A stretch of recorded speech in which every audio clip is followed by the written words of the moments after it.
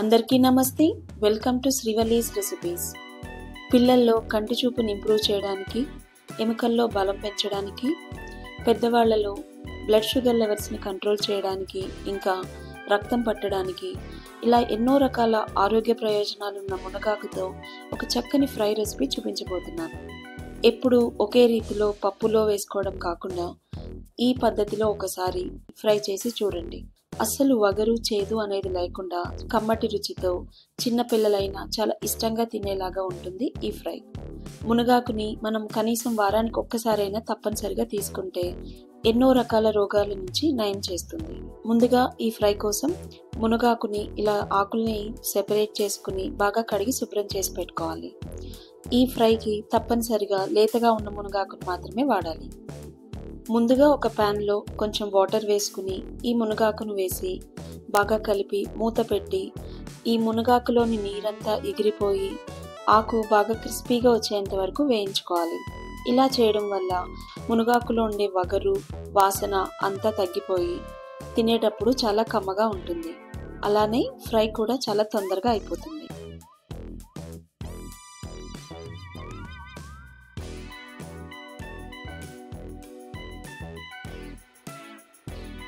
ఇప్పుడు ఒక ప్యాన్లో 1 కప్పు పల్లీలను వేసుకుని బాగా వేయించుకోవాలి.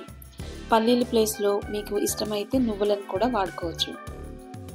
ఇంకా దీంట్లో 3 ఎండుమిరపకాయలను ఇలా ముక్కలు చేసి వేసుకోవాలి.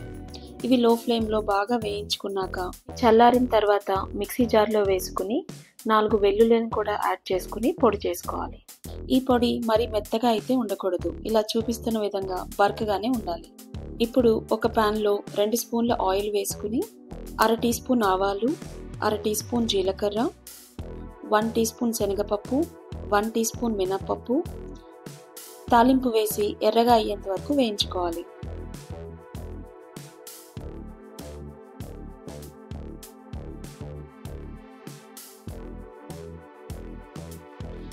ఇవి కొంచెం వేగిన తర్వాత దీంట్లో 2 ఎండుమిర్చి, 2 రెమ్మల కరివేపాకు వేసుకుని బాగా వేయించుకోవాలి.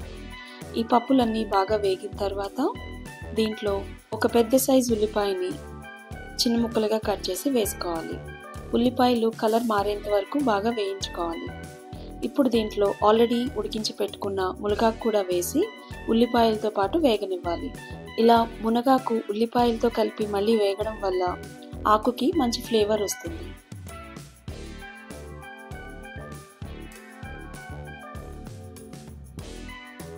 ఇప్పుడు దీంట్లో ఒక 1/2 టీ స్పూన్ పసుపు, రుచికి సరిపడా ఉప్పు వేసి ఈ ఆకు బాగా క్రిస్పీగా అయ్యేంత వరకు వేయించుకోవాలి.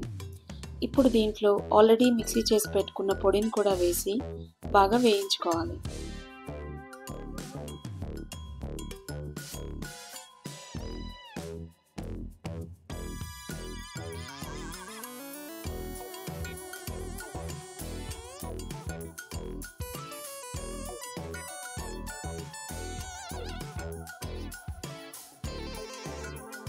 ఇప్పుడు దీంట్లో 1 టీ స్పూన్ వరకు కారం వేసి 1 నిమిషం పాటు వేయించుకోవాలి. మనం ఆల్రెడీ వేసిన పొడిలో ఎండుమిర్చి ఉంటుంది కాబట్టి కారాన్ని చూసి వేసుకోవాలి. క్రిస్పీగా అయ్యేంత వరకు లో ఫ్లేమ్లో ఒక 2 నిమిషాల పాటు వేయించుకోవాలి. ఈ ఫ్రై తినడానికి చాలా కమ్మగా, చాలా రుచిగా, చిన్నపిల్లలైనా చాలా ఇష్టంగా తినేలా ఉంటుంది. ఇలా చేసి పెట్టడం వల్ల ఎలాంటి కంప్లైంట్స్ లేకుండా పిల్లలు కూడా మునగాకుని చాలా ఇష్టంగా తింటారు. మీరు కూడా తప్పనిసరిగా ఈ రెసిపీని ట్రై చేసి మీకు ఎలా వచ్చిందో కమెంట్ సెక్షన్లో మెన్షన్ చేయండి. వీడియో నచ్చితే లైక్ చేసి మీ ఫ్రెండ్స్ అండ్ ఫ్యామిలీ మెంబర్స్కి షేర్ చేయండి. అలానే ఛానల్ని సబ్స్క్రైబ్ చేయడం మర్చిపోవద్దు. మరొక మంచి వీడియోతో మీ ముందుకు వస్తాను. అంతవరకు థ్యాంక్ యూ.